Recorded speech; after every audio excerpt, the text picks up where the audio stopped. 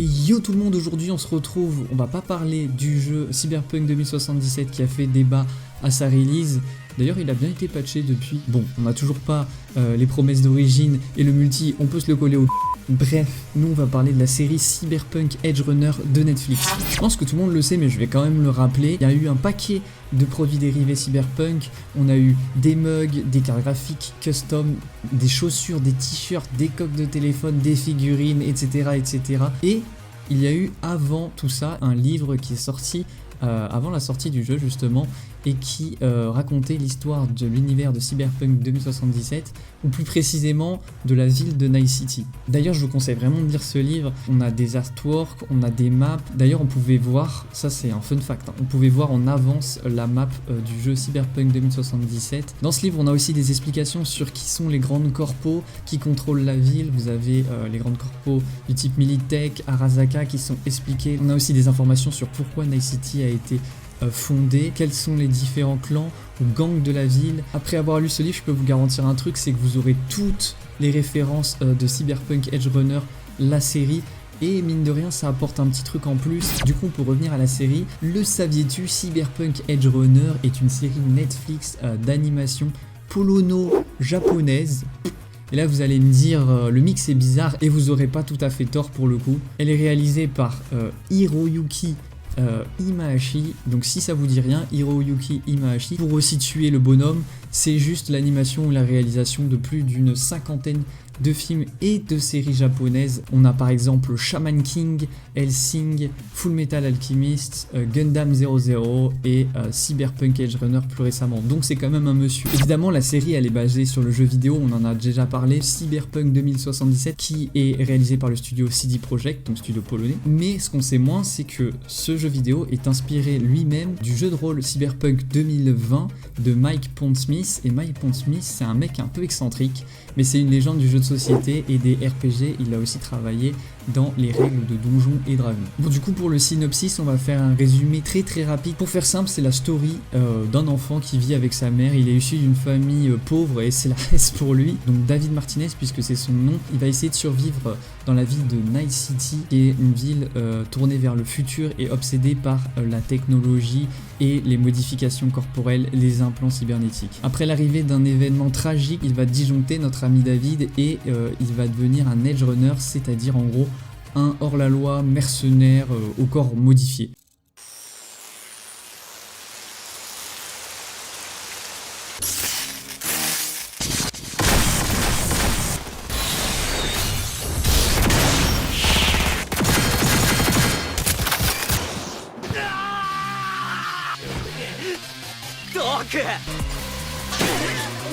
あんたにはエリートになって荒坂タワーの最上階に勤めるくらいになってほしいんだよ。こいつを俺にインストールしてくれ。チャンスをくれ。うまくやってみせる。面倒見てやってもいい。あんた本気でサイバーパンクになるつもり？ Au niveau du casting, pour une fois on va pas parler d'acteurs mais on va bien parler d'acteurs doubleurs. Et du coup, ils vont varier en fonction bien sûr des langues dans lesquelles vous regardez la série. Là, on va se concentrer sur version originale sous-titrée français, c'est comme ça que j'ai regardé la série. Autant dire que la liste des références des doubleurs, elle est longue, flemme de tout citer, mais c'est des bons. Sachez juste que c'est des bons. Oh cher otaku, pardonnez ma prononciation désastreuse. Du coup, je vais vous faire la liste avec les prénoms japonais et ça va être un massacre. Donc on a Kenshiro Ohashi, qu'on va appeler Ken, ça sera plus rapide, qui double David Martinez ou Davido dans la version originale. On a Ayao Yuki Lucy, plutôt Lucina dans la version originale. On a Hiroki Toshi qui va doubler Main. On a Tomoyo Kurosawa qui va doubler Rebecca. Et on a Yuriko Ino, Gloria, qui est la mère de David. Ah oui, et j'oubliais Takako Honda, qui joue Kiwi, une étronneuse. Alors bien sûr, il y a pas mal d'autres personnages qui sont intéressants, par la suite on va en reparler. À mon avis, la première chose que j'ai envie de dire, c'est Dieu que c'est bon de mater une série de 20 minutes par épisode hyper rythmée après avoir regardé Les Anneaux de Pouvoir. Vous l'aurez donc compris, la série elle ne laisse pas de répit, 20-25 minutes par épisode, c'est court, ça tease en fin d'épisode, ça fait plaisir. L'intensité elle monte progressivement dans la série, pourtant on s'ennuie jamais, même au début on prend plaisir à découvrir la ville du point de vue de David. En le suivant on va découvrir les rues de Night City, City. En parlant de Night City, la série reprend vraiment très bien l'univers Cyberpunk 2077. On a les implants, on a aussi les disquettes de réalité virtuelle, ou appelez ça comme vous voulez. On a les clans des Maelstrom, les clans des Moxies, et on a aussi les Netrunners qui sont mis en avant. Donc on a vraiment tous les éléments du livre, du jeu vidéo qui sont repris dans la série. Et ça, c'est plutôt très cool.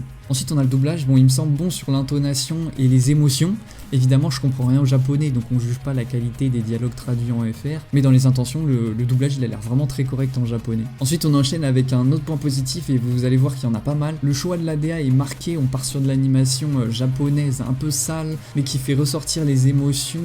L'intensité des combats aussi, les impacts, et c'est assumé.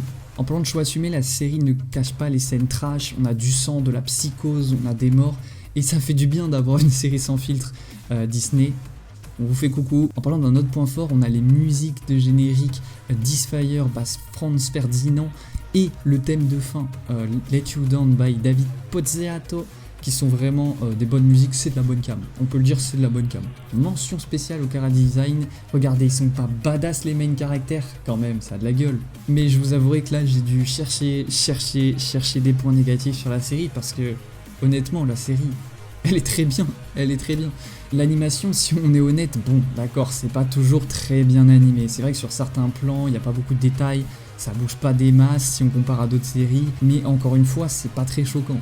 Alors, un petit warning tout de même, comme point négatif, les petits sauts temporels entre les épisodes, c'est bien, ça permet de garder du rythme dans la narration, mais parfois, c'est trop, c'est trop. Du coup, ça peut perdre le spectateur. Forcément, qui dit rythme, et beaucoup de personnages dit pas beaucoup de temps pour développer l'histoire, le background des personnages. En dehors de David et de Lucia, c'est un petit peu pauvre en histoire, en background. Petit point négatif là-dessus, mais pas méchant. Donc est-ce que c'est un bon divertissement ? Bah, c'est un excellent divertissement en fait, cette série. Ça fournit ta dose d'action, de combat, de cyber directement. Non, pour moi, pour être sérieux, c'est vraiment une des meilleures séries de 2022 en fait. Si vous n'avez pas beaucoup de temps pour regarder une série, bah ça tombe bien. Si vous aimez l'animation japonaise, bah c'est parfait. Et si vous n'êtes pas allergique au gore, au trash, à la violence, c'est le jackpot. Alors foncez, vous ne regretterez pas. Et puis il paraît même que c'est un succès pour le jeu. J'espère que cette vidéo vous aura plu et vous aura aidé à y voir plus clair sur la série. Comme d'habitude, si c'est le cas, n'hésitez pas à partager, à commenter, à vous abonner et à mettre la cloche.